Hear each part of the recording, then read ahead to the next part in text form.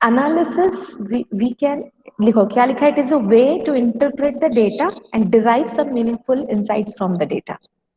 ठीक, इसका मतलब ये, इफ आई से दैट, अगर आप अगर डेटा एनालिसिस कर रहे हो, उसमें आपको बोला जाए आपके पास पास्ट डेटा है, एंड यू, आपको ये बोला गया कि उस पास्ट डेटा से मुझे ये बताइए, अगर आपके हेड ने आपको बोला कि पर्टिकुलर इस रीजन में, इंडिया के छत्तीसगढ़ के रीजन में कितने सेल्स पर्सन ऐसे हैं जिनने अपना टारगेट एक पर्टिकुलर थ्रेशोल्ड से ज्यादा अचीव किया है, ठीक है, maybe they were planning to award them something, ठीक है, तो ऐसे 10 लोगों के नाम, हमको टॉप 10 लोगों के नाम चाहिए, तो आपने क्या किया, आपने पास्ट डेटा जो आपके पास था, मे बी ट्रांजेक्शनल रिकॉर्ड्स, कि उसने हर एक दिन में क्या क्या अचीव किया, मंथ में क्या किया, आपने कुछ plus minus mean median mode किया, कुछ सेंट्रल टेंडेंसी का फॉर्मूला लगाया, और फिर आपने एक आउटपुट आप लेकर आ गए, ठीक है, जिससे आपने ये देखा कि हाँ टॉप 10 ये है, you have given that top 10 list to your management, ठीक, so you have interpreted that data based on the query given to you, and you have derived that 10 top 10 salesperson of that particular region. You have selected first that region, आपने filter किया उस region में, फिर आपने उस particular attribute में जितने लोग थे उस particular threshold से ऊपर आपने उनको किया, अब उसको आपने sort कर दिया, और जो top 10 थे उसको आपने दे दिया. Is it? So this is an example of analysis where you are using the past data to derive something from that data. ठीक है? But it will convert it into analytics when we will be applying some statistical tools and techniques. There are various techniques to perform some data mining, और क्या बोलना चाहिए, जितने भी tools हैं different languages में, आपके पास डिफरेंट एपीआईज हैं, उनका यूज करके, स्टैटिस्टिकल टूल्स को यूज करके, if you are finding out some hidden patterns which is, जो नॉर्मल एनालिसिस से आपको नहीं मिलता, आपको एक पैटर्न देखना है कि अच्छा ऐसा हो रहा है तो ये ऐसा हो सकता है, you are predicting for future, in that case it will be known as analytics. So you can say that analysis is a part of analytics. Can we say that analysis is a part of or a subcomponent of analytics? Because analytics में मुझे data collection, then preparation, and then performing some processing, and then giving report, and all the management of data have to be done in analytics. You have to know, being a data analyst, you need to know what are the different procedures to perform or to make your data ready for the analysis, right? So analysis is a part of analytics.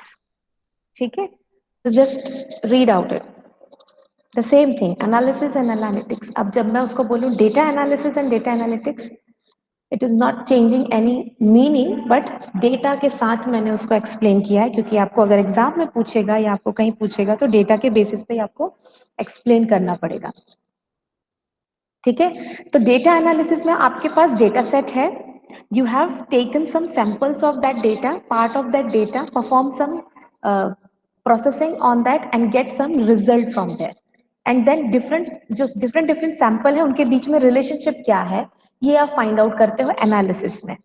Or analytics is a broader term, as you can see, referring to a discipline that encompasses the complete management of data. What is that?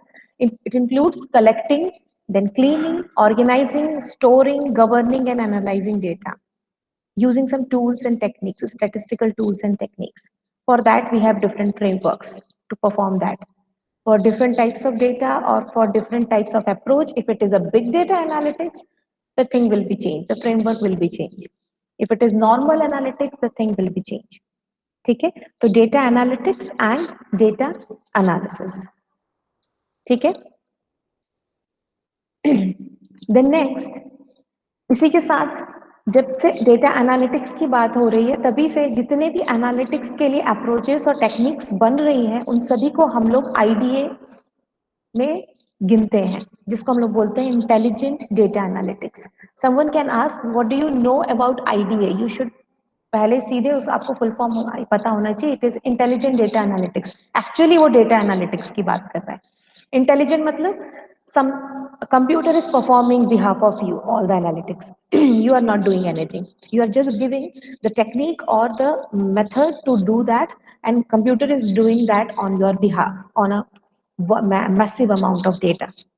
ठीक है, तो intelligent data analytics जरूरी नहीं है मैं big data की बात कर रही हूँ, ये स्टार्टिंग से हुआ जब बिग डेटा का कंसेप्ट भी नहीं आया था, तभी से intelligent data analytic when it is perform by the computer using some programming language plus statistical maths like statistical methods, है ना, and any organization's problem like a business problem will be business के problem में अगर आप statistical methods maths को लगाते हो with computer then we call it as a intelligent data analytics.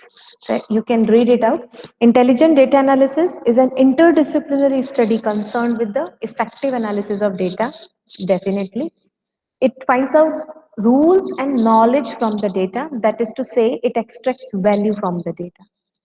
ठीक है, उसी को हम एनालिटिक्स बोल रहे हैं क्योंकि आप स्टार्टिंग से लेके एंड तक काम कर रहे हो, आप डिस्परेट सोर्सेस से डेटा ले रहे हो, उसकी क्लीनिंग कर रहे हो, उसको कंप्लीट कर रहे हो, then you are storing it, then organising it and then applying analytics on that to get output. ठीक है, to get some value out of it. So for that, we this in this IDA we apply various techniques which is from diverse fields like artificial intelligence, है ना, high performance computing, GPU में अगर आप काम करते हो, एक CPU से आपका काम नहीं हो रहा, pattern recognition and statistics.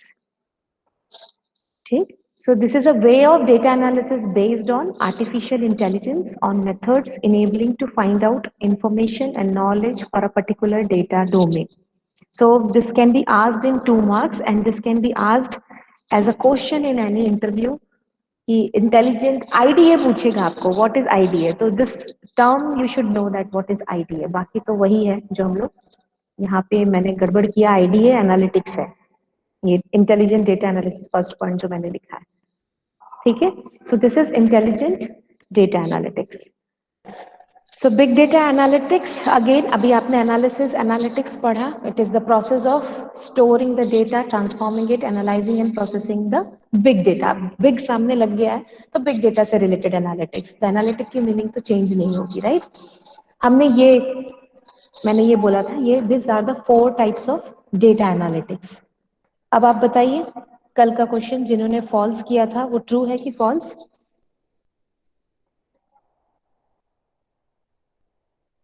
True है. ट्रू है ना. Descriptive analytics is a part और सब कंपोनेंट और सब part of predictive analytics. How? Descriptive में हम क्या कर रहे हैं, हम जस्ट ये देख रहे हैं कि अभी हमारे बिजनेस में चल क्या रहा है ना, जो हो रहा है उससे रिलेटेड आप डेटा निकाल रहे हो. लाइक यू एक बात ये कर रहे हैं कि जो हमारे पास डेटा ऑलरेडी इन हैंड है उसके बारे में हम बात कर रहे हैं, वो क्यों हो रहा है, कैसे हो रहा है, फ्यूचर में क्या होगा, इसके बारे में आपने कोई ध्यान नहीं दिया. That is descriptive. What is happening and we are doing based on that, whatever data we have in hand, based on that we are taking some decision on it. ठीक है, so that is descriptive analysis. ठीक, the next is diagnostic analytics. ये याद रखना, ठीक है, descriptive then diagnostic. और एक और बात, ये स्लाइड्स में आप लोगों को नहीं देने वाली हूँ. I will give you the proper notes PDF जो मिलता है, तो आपको अगर कुछ नोट करना है तो आप यहाँ से नोट कर सकते हो, because it takes lot of time to make this slide. तो आप लोग बस इसको लोगे और कहीं ना कहीं रख दोगे, पढ़ोगे नहीं, पढ़ोगे तो उस पीडीएफ से ही. तो इट्स बेटर अगर आपको कुछ लगता है इसमें से नोट करना तो आप नोट कर सकते हो. ठीक है, so what is diagnostic? Diagnostic analytic, diagnose करना. Whatever data you have in hand, you have to go in the root cause of the reason or the problem that has been occurred now. किसी problem का solution आप उसी data से निकालोगे और उसके root cause पे जाओगे कि ये हो क्यों रहा है, तो you are trying to diagnose the problem solution. ठीक है, देन प्रेडिक्टिव. ये देखो, प्रेडिक्टिव करने के लिए आपको डिस्क्रिप्टिव तो करना ही पड़ेगा, डायग्नोस्टिक भी करना पड़ेगा, तभी आप जाके प्रिडिक्ट कर सकते हो for future, because it has done because of that problem in the past, and so that we should not do, if this pattern will again come, we should not do this task, this action again, the action. ठीक है, तो predictive में you are actually what you are predicting for the future based on some algorithms or technology that we have, tools and techniques to find out just by seeing the historical pattern of any problem we can give solution for the future problem. Okay, using some algorithm strategies. And then prescriptive, that अगर आपको ये तो पता चल गया कि ये नहीं करना है, ऐसा पैटर्न आ रहा है तो हमको ये डिसीजन नहीं लेना है, ये तो आपने डिसाइड कर लिया, लेकिन आपका कोर्स ऑफ एक्शन क्या होना चाहिए ये आपको नहीं पता. What should be the course of action to deal with this problem? So analytics which will give you the course of action to be performed on that particular situation is prescriptive analytics. ठीक है, okay. तो देखो क्या लिखा है, what do I need to do, करना क्या है, recommended actions and strategies based on challenges और टेस्टिंग स्ट्रेटजी आउटकम. ठीक है, जो पुराना आउटकम आया है based on that they recommend you some actions and strategies to do. It's up to you being a human कि आपको वो करना है कि नहीं करना है, but it will prescribe you something कि this was the problem, this will match, क्योंकि प्रिडिक्टिव में आपने ऑलरेडी ये किया है, इसलिए predictive is a part of prescriptive. ठीक है, तो आपने वो पैटर्न जनरेट किया, देखा, that could be predicted for the future, and last time they did that and now they are recommending that these list of actions or steps of actions can be taken. ठीक है, so these are the 4 types of data analytics that you should know. और इसमें आप graph देख सकते हो जो मैंने ये लिया है एक साइड से.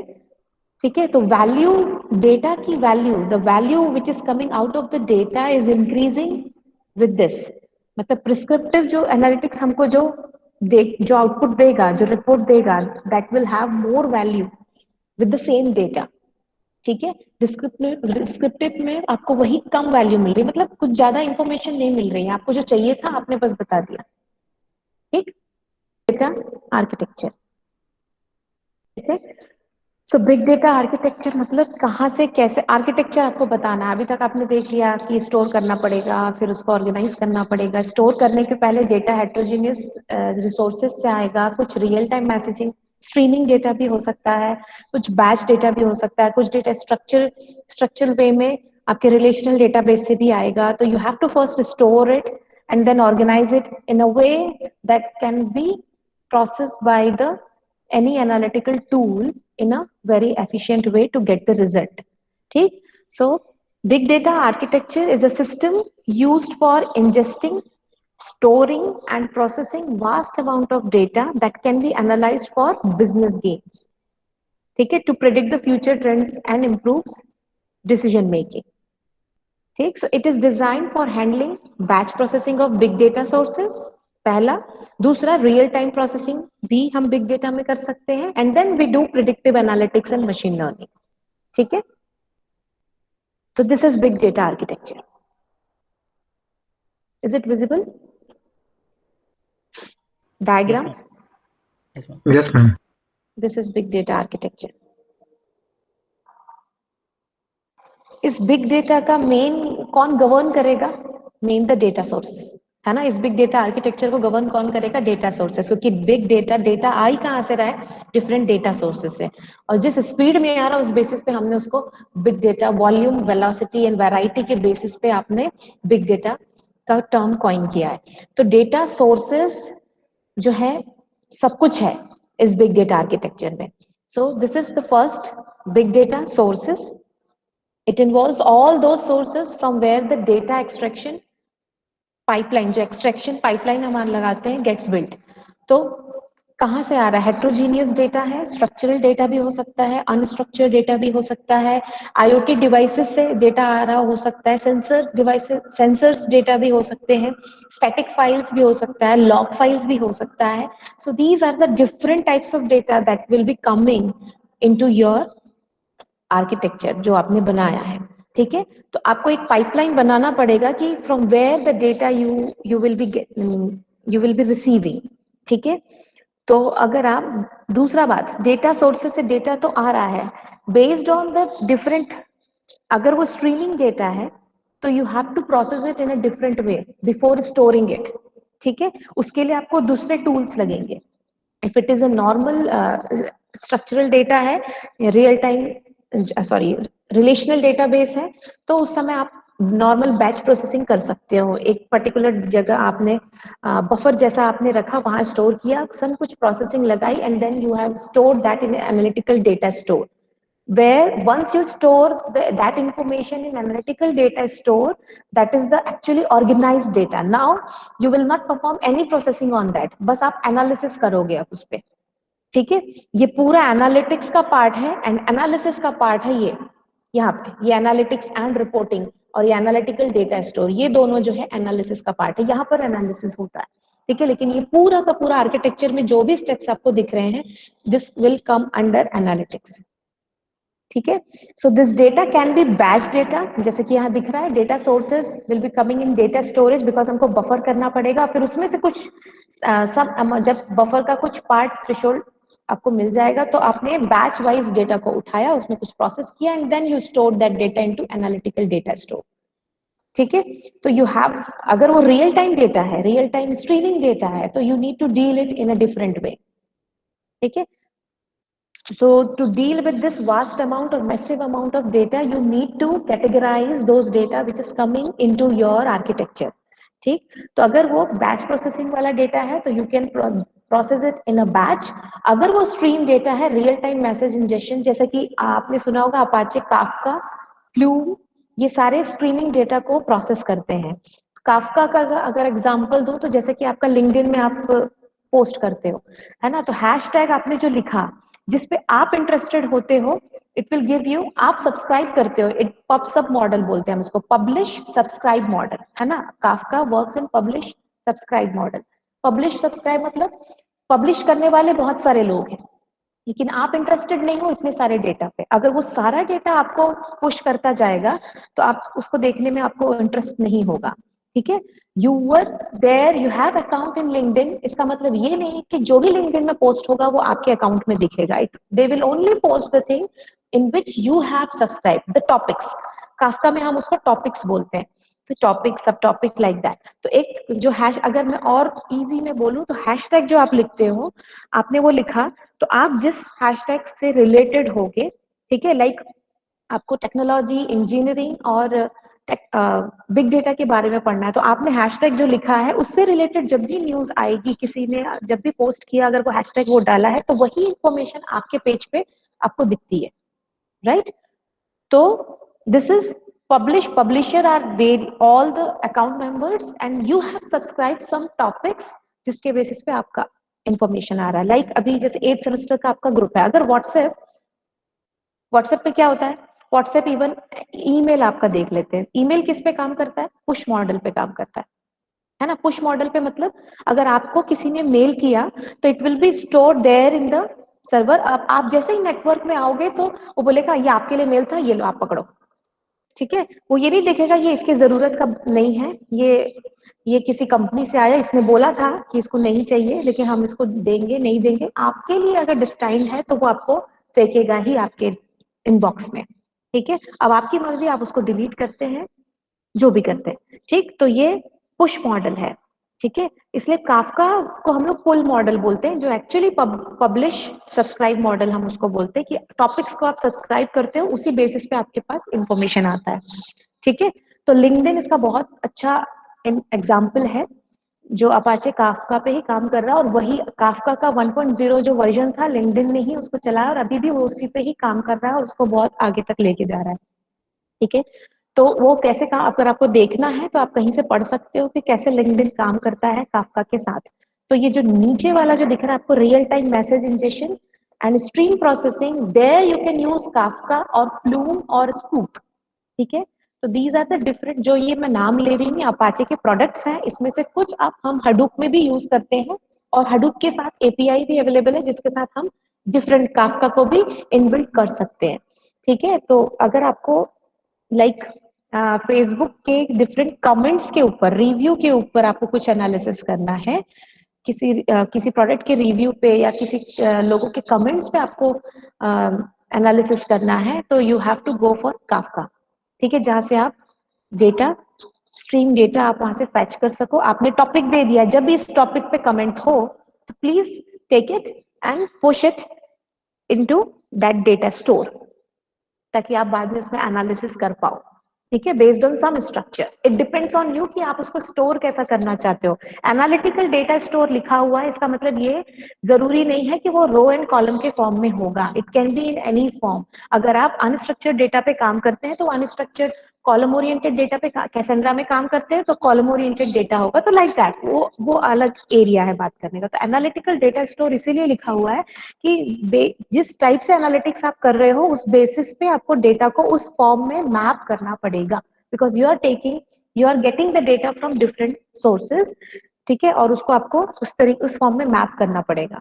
ठीक है, तो डेटा स्टोरेज जो बैच प्रोसेसिंग के पहले लिखा है, it is just for varying format from multiple data sources, तो उस फॉर्मेट को चेंज किया, receive from various sources and change it into some system requirements, batch processing करने के बाद, स्टोर करने के पहले। ठीक है, तो हो सकता है कि अगर आपका एनालिटिकल ये डेटा स्टोर बिग डेटा में अगर आप एचडीएफएस यूज कर रहे हो, अगर ये आप HDFS यूज कर रहे हो, तो you have to change that different data into the form in which you can store that data into HDFS। ठीक है, HDFS में डेटा हमको ऐसे स्टोर करना है, you have to convert it into that form. तो ये तो रियल टाइम मैसेज इंजेक्शन मैंने अभी बहुत देर तक समझा दिया आपको। ठीक, फिर उन रियल टाइम मैसेज को, इंजेक्शन को आपको स्ट्रीम प्रोसेसिंग करनी पड़ेगी। जैसा कि बैच प्रोसेसिंग में हम नॉर्मल डेटा को कर रहे थे, वैसे स्ट्रीम प्रोसेसिंग में रियल टाइम में आपको उस डेटा को प्रोसेस करके then only you can store that data into your analytical data store। ठीक है, तो एनालिटिकल डेटा स्टोर का भी मतलब मैंने आपको समझाया है, where our all the data that we are going to process will be at one place। ठीक है, so that we can perform some comprehensive analysis on it। तो सिर्फ ट्रांजैक्शनल डेटाबेस नहीं होगा, जो हम लोग पहले रिलेशनल डेटाबेस नहीं होगा, और भी different types of real time messages और इंफॉर्मेशन आपके पास होंगी इस एनालिटिकल डेटा स्टोर में। एंड द लास्ट जो दिख रहा है आपको बॉक्स, एनालिसिस एंड रिपोर्टिंग का। ठीक है, so after ingesting and processing from varying data sources we require a tool for analysing the data. So there are many data analytics and visualization tool that can analyze the data and generate reports as। ठीक है, तो वो आप वहां पर use करके reporting कर सकते हो। तो रिपोर्टिंग, अब नेक्स्ट जो टॉपिक होगा मेरा, रिपोर्टिंग और एनालिसिस में क्या डिफरेंस है। ठीक है, ये होगा नेक्स्ट। लास्ट में लिखा हुआ है ऑर्केस्ट्रेन, ऑर्केस्ट्रेशन, सॉरी। ठीक है, तो इसका क्या मतलब है बताओ। ये जो भी काम आपने ऊपर किया, क्या आप इसको मैन्युअली करोगे? Will there be any person in data storage field जो बैच प्रोसेसिंग करेगा, फिर उसको स्टोर करेगा, या फिर रियल टाइम मैसेज इंजेक्शन जो हो रहा है उसको स्ट्रीम प्रोसेस करेगा, देन वो स्टोर करेगा? No, there must be some automatic tool which will take care of it and monitor all those things, all these process automatic, ताकि ये सारे process हो जाए, ingesting data, then transforming the data, moving data in batches and stream processes। ठीक है, and then loading it to an analytical data store and then analyze it to derive insights, must be in a repeatable workflow। so तो ये orchestration मतलब, जैसे कि अगर मैं Hadoop की बात करूं तो वहां पर होता है यान, मैं आपको थर्ड यूनिट में बताऊंगी। यान, YARN, which will monitor each and every process of the system, कि कैसे डेटा आया, कैसे काम कर रहा है ये। what could be the benefits of this architecture, making this architecture where everything is automated, data injection से लेकर एनालिटिक करते तक आपने सिर्फ एक बार उसको सेटल किया है, कॉन्फ़िगर किया है, बाकी सब काम अपने आप हो रहा है। तो what is the benefits of this big data architecture?